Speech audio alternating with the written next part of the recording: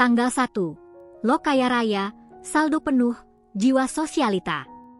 Tanggal 25. Lo lihat saldo Rp20.000 sisa 10 hari lagi. Tapi tenang, masih ada harapan, Indomie goreng double. Mending gue nikmati sisa duitnya. Gitu kan? Awal bulan, Gojek tiap hari, kopi kekinian, sushi lunch. Akhir bulan, jalan kaki ke warung, beli Indomie, rebus pakai kompor minyak, dan bersyukur masih ada kecap. Ini bukan gaya hidup, ini survival mode. Tapi hey, setidaknya gue punya story IG, hemat di akhir bulan. Padahal ini darurat. Anak Gen Z zaman now, awal bulan shopping online pakai paylater, akhir bulan tagihan datang. Lo sadar kenapa disebut paylater? Karena lo bayarnya nanti, pas duit lo udah habis. Tapi lo bilang, self-reward. Diri lo reward apa? Diri lo digebukin sama bank.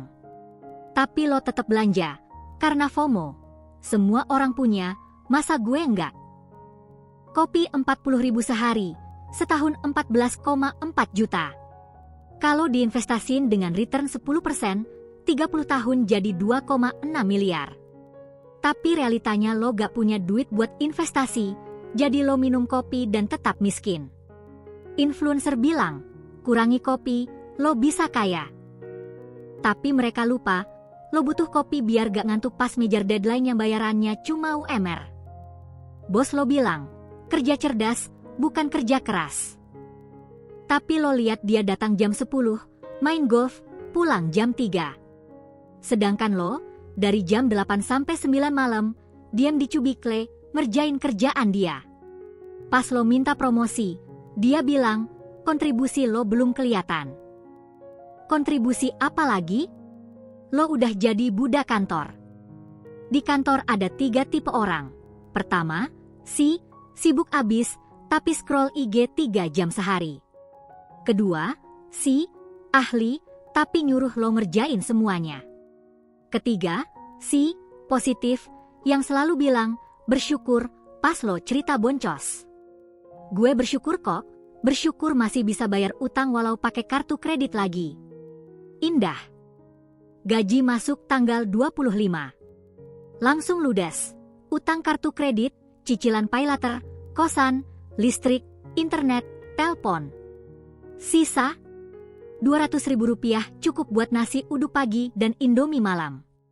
Tapi lo gak kuat, lo beli gacha game.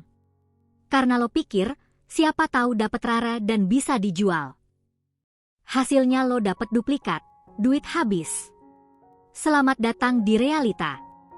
Kuota favorit, investasi terbaik adalah pada dirimu sendiri. Lo ikut kursus online 3 juta.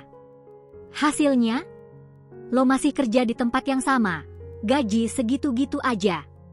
Kuota lain, millionaire mindset. Mental lo udah kaya, tapi rekening lo masih miskin. Mungkin maksudnya, lo harus punya mental kuat nerima kenyataan bahwa lo gak akan kaya.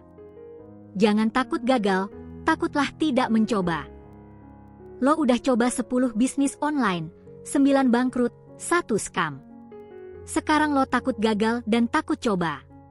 Kuota, rejeki gak bakal tertukar. Iya, rejeki lo emang gak tertukar soalnya emang gak ada yang mau tukar. Lo dan rejeki lo, kayak jodoh, gak ketemu-ketemu. Titik terendah, saldo rekening lo 2 digit, kartu kredit penuh, listrik kos diputus, kos nunggak 3 bulan. Lo duduk di kamar gelap, makan Indomie hancur, mikir, gue harus gimana? Lalu buka pinjol, pinjam 500 Rb. Keputusan finansial terbaik, tunda masalah. Besok aja pikirin. Mikirin masa depan, pensiun, rumah, nikah, anak. Lo hitung, umur 25, gaji 5 JT, butuh nabung 50% per bulan buat pensiun 60 tahun, dengan return 8%, hasil 2,6 M, tapi pengeluaran lo 45 JT, jadi lo harus saving 500 Rb per bulan. Itu gak cukup. Lo butuh gaji 10 JT. Mungkin lo harus nikah biar gaji double. Pertanyaan eksistensial. Apa arti hidup kalau setiap bulan boncos? Lo googling, cara jadi kaya. Dapat iklan trading 200% profit. Lo deposit, profit 20%, lo deposit lagi, loss semua. Sekarang lo paham, investasi berisiko, itu eufemisme dari lo bakal rugi. Tapi tetap aja, lo akan ulangi lagi karena there's always hope. Itulah yang bikin lo tetap miskin, harapan palsu. Cerita absurd, lagi makan di warteg, tiba-tiba ada influencer review. Warteg ini estetik banget, cocok buat konten. Gue bengong. Gue tiap hari kesini karena murah, dia kesini karena konten. Dia bayar pakai endorse, gue bayar pakai sisa gaji. Di akhir video dia bilang, follow for more. Gue follow, dia jualan e-book cara kaya. Ironis. Cara bertahan ala anak kos. Beli 5 kg beras, 1 kg telur, bikin lauk sendiri. Variasi nasi goreng, telur, sosis, kecap plus bawang.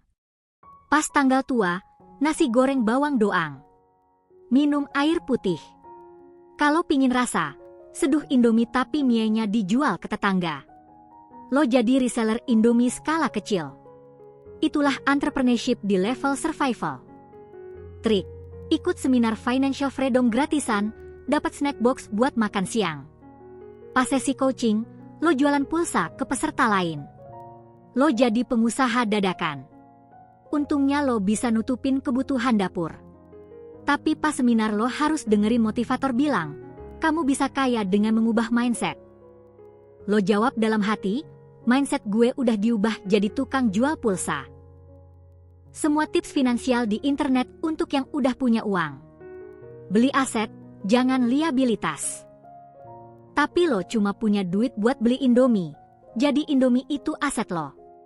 Sistem ekonomi dirancang agar yang kaya makin kaya, yang miskin makin miskin. Lo gak boleh nyerah, lo harus pinjam lagi. Karena lo udah terjebak dalam lingkaran setan, gaji, bayar utang, pinjam, bayar utang lagi. Yang tadinya lo pikir gue bakal kasih solusi, ternyata gue cuma curhat. Karena gue juga boncos. Yang punya solusi biasanya dulu disuruh share ke 25 teman, terus dapat hadiah 500 Rp. Itu modus. Jadi ya udah, lo follow Instagram gue aja, minimal gue dapat endorse Indomie. Dan lo dapat hiburan gratis. Deal? Follow buat nonton orang miskin ketawa. Soalnya kalau gak ketawa, kita nangis. Dan nangis mahal, butuh tisu, kuota buat nonton drama, dan waktu. Mending kita ketawa bareng sambil rebus Indomie. Besok tanggal 25 lagi, semoga lo